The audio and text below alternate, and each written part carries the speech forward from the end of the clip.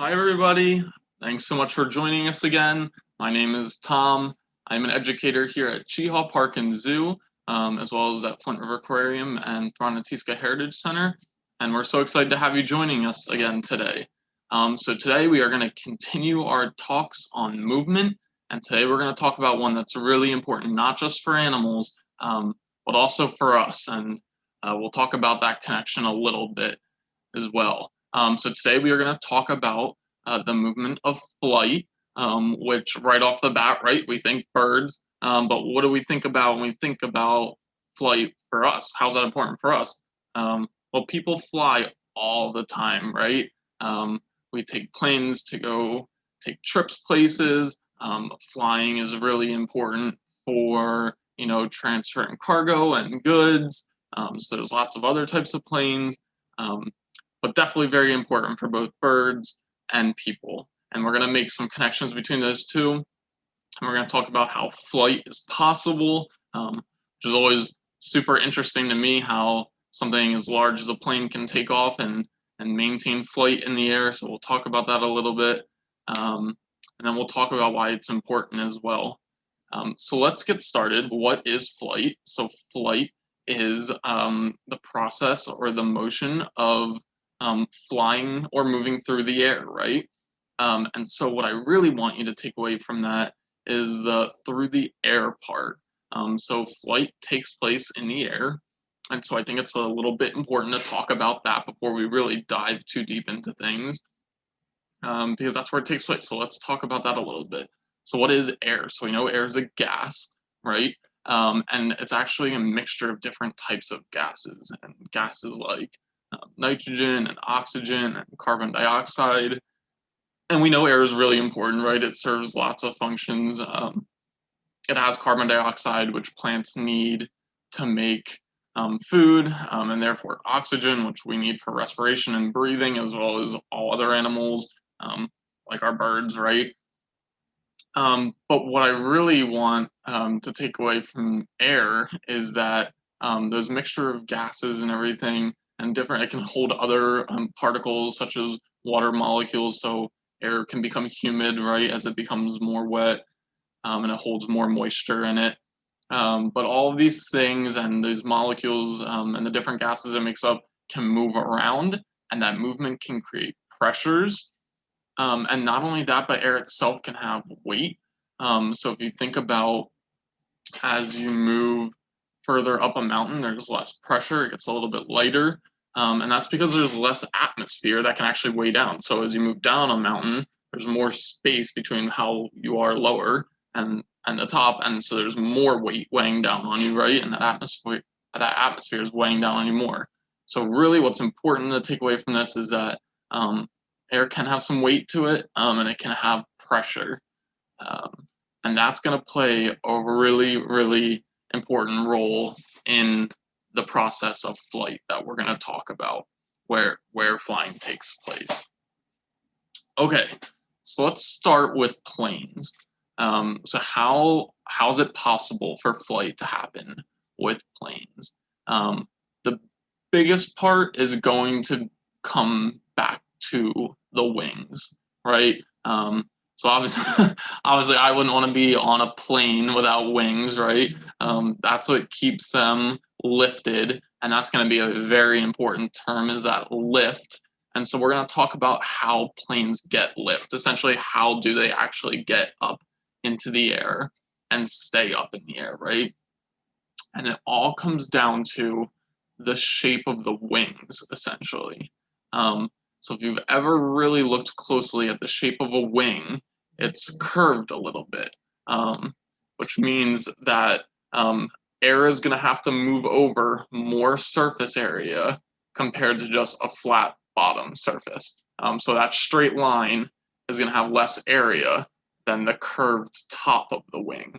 And so both wings on both sides are going to have that curve, right? That's going to have more air move over the longer portion of the curve than just that straight flat bottom. And what that means is that when air has to go over a larger amount of area, it's still the same amount of air, right? It has to spread out more to cover that area. And when that air spreads out, it exerts less pressure on the wing. So it reduces the pressure weighing down because the air is spread out more. As compared to the air that splits off and goes below the wing, it's actually getting packed into a smaller area because there's less surface area, right? So that exerts more pressure. There's more pressure below the wing. And so when those differences in pressure above the wing, right, less pressure, and below more pressure, that will create lift. That pressure will help lift the wings and the plane up. And that's really cool. And then, kind of related to that pressure is air is going to move faster too once there's less pressure. So it's going to move faster over the top of that wing, and all of the air, regardless of what, and that difference in speed can also reduce pressure and help with lift. But regardless, all of the air, whether or not it's moving over that top portion of the wing with more area, or below with more pressure and moving a little bit slower, it's all going to get pushed downward. So something else that you'll notice is that wings are angled slightly upward, and that pushes air downward. And push is another big component of flight. So when they're pushing air down, that also helps with lift. So that's a really important one. And we'll talk about that with bird wings as well in a little bit. Okay, so now obviously, that's an important one, lift. They need to get lifted for flight to be possible, right? But how do planes even get in motion, right? Well, they cheat a little bit compared to birds, and we'll talk about the comparison. It'll make sense more, but I figured it would be easier to get this out of the way first. They use an engine, right? So they can create their own thrust and their own power to be able to propel them forward. So as long as that engine's working, they're going to have the ability to push themselves or to thrust themselves forward, which is where they get that motion. So the engine will get the plane moving, which is what allows the air to start moving over those wings. And once the plane is in motion, the movement of air over the wings is what will allow them to get their lift and to start getting up into the air, right?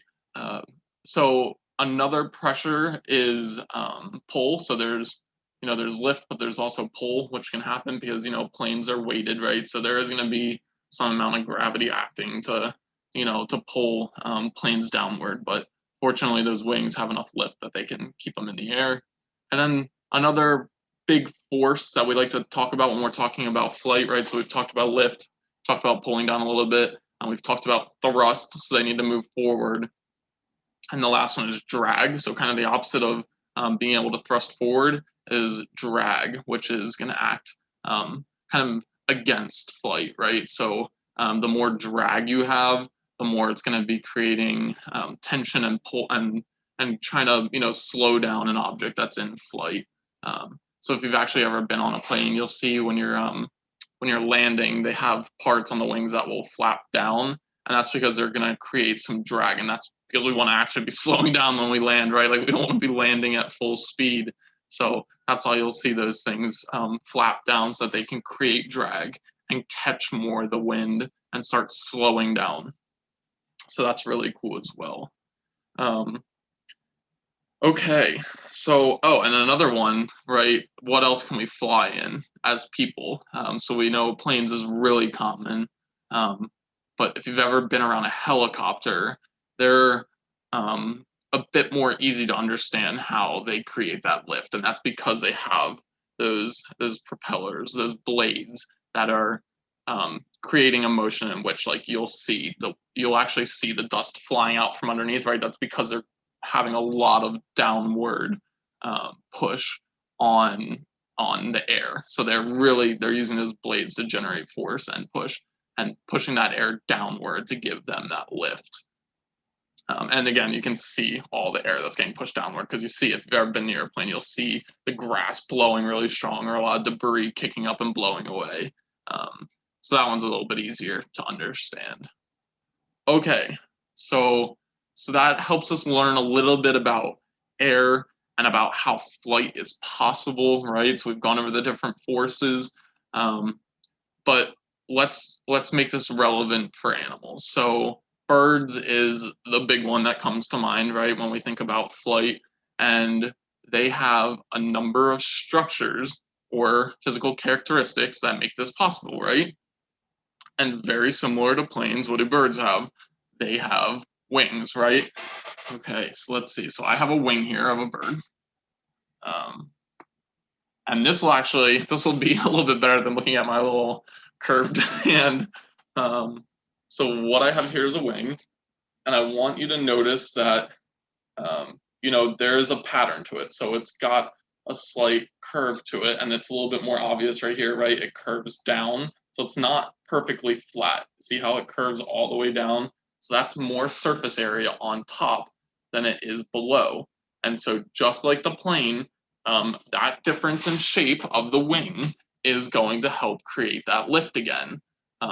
So, at the front, air is gonna come at the wing. It's gonna go either over the top where there's greater surface area, spread out more. It's gonna reduce that pressure on top, and it's gonna go right underneath the bottom as well. And there's less surface area, so the air is actually gonna get packed into more space. It's gonna be a higher pressure air, but all in all, it's all gonna be moving over the wing, pushing downward, and giving the birds the lift, just like the plane. So that's good. What's different about birds and planes is we are talking about planes are able to get that forward motion because they fire up an engine, and that engine is what gives them their thrust, right? Well, birds don't really have an engine that they can just fire up. They have to create their forward motion in a different way somehow, right? And so they have to generate their own thrust, and they have to do that by flapping their wings, right? So what they're going to do is they're going to use these wings, they're going to flap their wings, and they're going to push air downward towards the ground. And that motion of collecting the air and pushing it downward is what's going to create thrust. That's going to allow them to start getting that air to move over the wings. So, right, they have to have that air moving under and over the wings to create that lift. But to even get the air to start moving over the wings, they have to start flapping and create. They have to thrust themselves forward to start creating that motion. Okay, so that's the big difference between those two. But birds have a number of other features and characteristics that make flight possible and easier for them, and they're well adapted for it. And so another one is feathers. So our wings are comprised of feathers, right? And so what's really nice about them, one of the advantages is that feathers can be super lightweight. And that's just going to help with a number of things. First of all, it's going to help reduce the weight of the animal. So these wings aren't adding a whole lot of weight, and therefore they're not going to have as much pull on them. And also feathers can be relatively smooth. So you can see, they're all laid in a way that are going to have air flow over them easily, and that's going to help prevent drag. So birds definitely don't want to be adding any drag to them. That's only going to slow them down more. And another way to think about this, which is kind of cool, is that if there's less drag, birds can move faster at the same amount of thrust if there's less drag. So they definitely want to try to minimize anything that's going to catch wind or air and slow them down and pull them back. So that's really important, is that they're smooth and they're designed in a way that's going to allow them to efficiently move through the air. Another thing that they have is not even related to their wings necessarily, but birds in general have other features that are going to help them be really efficient at moving and flying. And some of that is also related to weight. So some birds have bones that are a little bit more hollow. And so having hollow bones or slightly hollow bones is really going to be important for, again, reducing that weight. They're not going to have to burn as much energy to, have to keep themselves upright, and, they won't have to have as much thrust. Another one is that they have a sternum, which is just an enlarged area where they can have breast muscle attached to, and that's going to be really important because they need to have muscles to do this flapping motion, right? They need to have wing muscles and breast muscle And that's really important. So if you ever think about it, right? I mean, we have to have leg muscles so that we can be walking all the time, but they're one of their primary modes of movement is flight, which is why we're talking about that. So having that enlarged breast area where they can attach a lot of muscle on their sternum is really important for them to being able to thrust. That's where, I mean, right, we've been talking about thrust a lot, and that's their primary way of moving forward. So being able to have that muscle attached both there and having wing muscle is important for them being able to thrust themselves forward, right? They have a beak, which is also, primarily used for feeding, but it doesn't hurt them in terms of their flight either. So it's not as heavy, oftentimes, as having, bony jaws or a bunch of teeth that are going to weigh them down. So beaks can also be nice for reducing weight, and also it can help reduce drag as well. So beaks are, they're pointed and they're more streamlined, so that's going to help reduce drag that wind and air can just move past. And speaking of streamlined, birds also just have streamlined bodies. So we'll look at a bird in a second, but if you ever think about birds that are flying in the air, right, their bodies are, they're relatively narrow, and so air can move past those as well, especially when the wings are spread out. So that's really helpful for movement. And then we can also talk about different types of movement. So something else I wanted to mention, which I think is really cool, just because it's one of my favorite birds. So I'm here at Cheehaw, but we also have an aviary at our Flint River Aquarium location.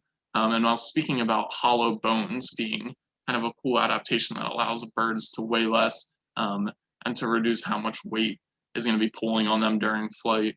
But we have a bird called a double-crested cormorant at our aviary at the Flint River Aquarium, and they have kind of a cool difference going for them, where they don't have as hollow bones. But the key distinction there is that those birds don't rely on flight as much as other birds. They actually are a water bird, and they specialize in diving down to catch their prey. And so having not as hollow of bones, more dense bones, actually gives them more weight so that they can get down into the water. So I just thought that was a really cool way to actually demonstrate too how important bone weight can be. And so that's definitely something that birds that primarily rely on flying, it's useful for them to have those hollow bones as compared to that double-crested cormorant, which actually benefits from heavier bones so that they can dive down deeper. So definitely makes a big difference. Okay, so we can talk about different types of flight as well, right? So we've already talked about flapping is a big one. Flapping is what helps birds get in motion, create that thrust, get the air moving over the wings so that they can fly. And oftentimes you'll see birds flapping as they're actively flying. So that's more of like an active flight type movement. But then there's gliding as well. So gliding is almost how I like to think most similar to planes, in that they just have stable wings spread out, and they're allowing those wings to help them stay in motion. And what they do is they just tilt their wings slightly upward, and then that air movement over those wings is going to create enough lift to keep them in a gliding behavior. Now, sometimes, they do have still weight and drag working against them, but their bodies aren't perfect. Some things are going to create drag. So even though they're streamlined, there's still some things that are going to work against them. And so they need to sometimes angle downwards to kind of create some more speed, and then they can angle back upwards and continue that gliding motion. They may have to flap on occasion, that other type of movement, to be able to maintain their flight. But overall, gliding is another useful type of flight. And then there's soaring, which is very similar to gliding in that they still have their wings spread out straight and are primarily using air as a way to create lift and stay maintained up in the air during flight. But a difference is that they are relying on some upward forward motion from air as well. So if there's any like wind currents or anything like that, they can really use those to maintain a soaring and a gliding motion.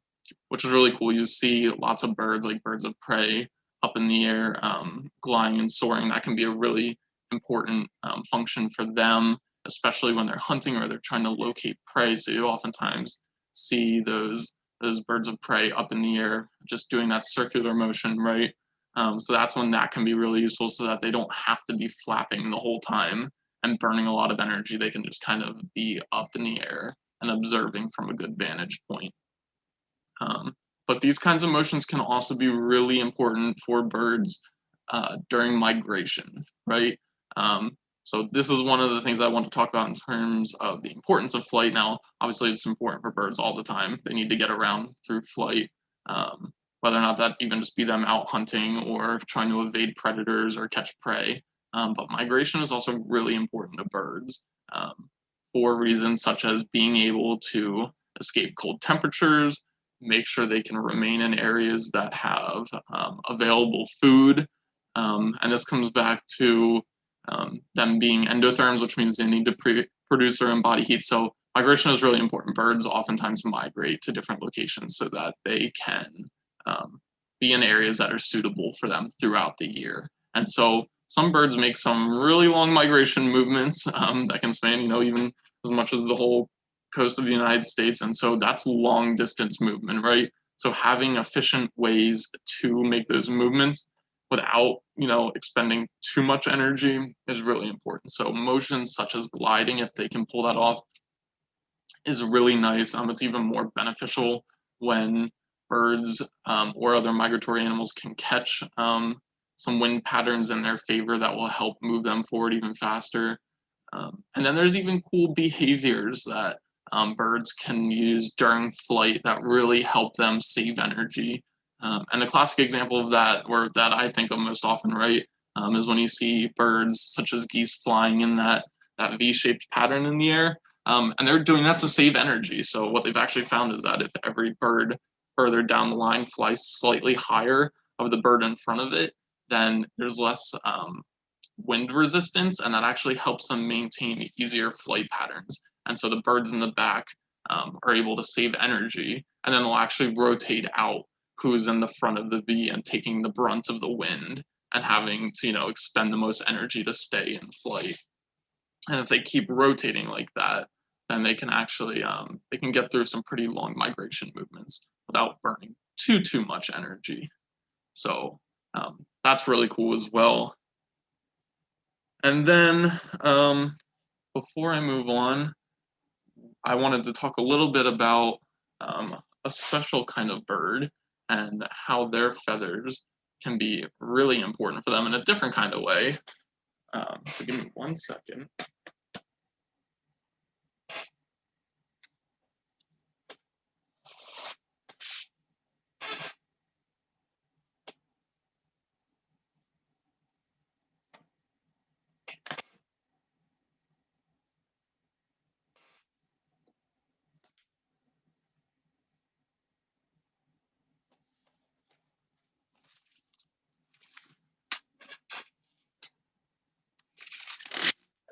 So this is Red. Red is an eastern screech owl. He's personally one of my favorites. But why I brought Red out is because they actually do something very cool in terms of flight, and they have some really specialized wings that allow them to be what we call silent flyers. So obviously you can see the connection to this talk. We've been talking a lot about flight and how it's possible. And you can see these wings here on Red. And he has specialized wings in a couple of different ways that allow him to reduce the noise of air moving over his wings. So oftentimes you can hear birds flapping or flying. That's because of that air moving over the wings, or even them pushing it downward. But they have a couple of different features on their wings themselves that allow them to reduce the noise of air moving over them. So the first is at the very leading edge of their wings, they have little structures that stick out that are a little bit serrated, and that helps to break up the flows of air into smaller little streamlines. And so when that air is broken up into smaller little sections, that reduces the noise. And then kind of on the opposite end of the spectrum, towards the end, the outermost edge of the wings, once the air is moved all the way across the wings, they're also a little bit comb-like in that they break up and they have a little bit of like a flexible ridge at the back, and that will again break up the air into smaller sections and try to reduce noise as the air is coming off the edge of those feathers. And then throughout their wings in general, they have soft downy feathers, and that will try to absorb noise as well, and capture any noise that may be produced, any leftover noise that may be produced during flight with that air moving over the wings. So this is really useful for a couple reasons. It's really cool to think about that they can be silent flyers. I've had an owl go over my head before and didn't even really realize it was there until I saw it land right above me in a tree. And so that can be nice for, trying to swoop in on prey and try to catch animals for food without them even hearing it's coming. It gives owls an advantage for sure in trying to catch their food. And then also when they're trying to get away from predators themselves, this can give them an advantage in kind of trying to get away without the predator knowing where they were going. So definitely useful for these animals out in the wild, especially being a bird of prey like this. And they hunt in the first 4 hours after sunset, so they have that going for them as well. And being a silent flyer, especially when they're doing some of their hunting when it's getting a bit darker, is going to give them a really big advantage in not only being able to be seen but then not heard. So that's huge for them in being able to hunt, and definitely a big advantage. So I figured I'd bring out Red and share some of those features with you. He has other really cool feathers that aren't necessarily relevant towards flight or the noise that they generate or the lack of noise that they generate during flight, but lots of other cool feathers as well. So they have disc feathers on their face that help push noise towards their ears or their ear slits to collect more noise, and their ear tufts above can do that as well. So really cool animal. I thought it was worth sharing that with you since that's relevant to our flight. And I'm going to put Red away.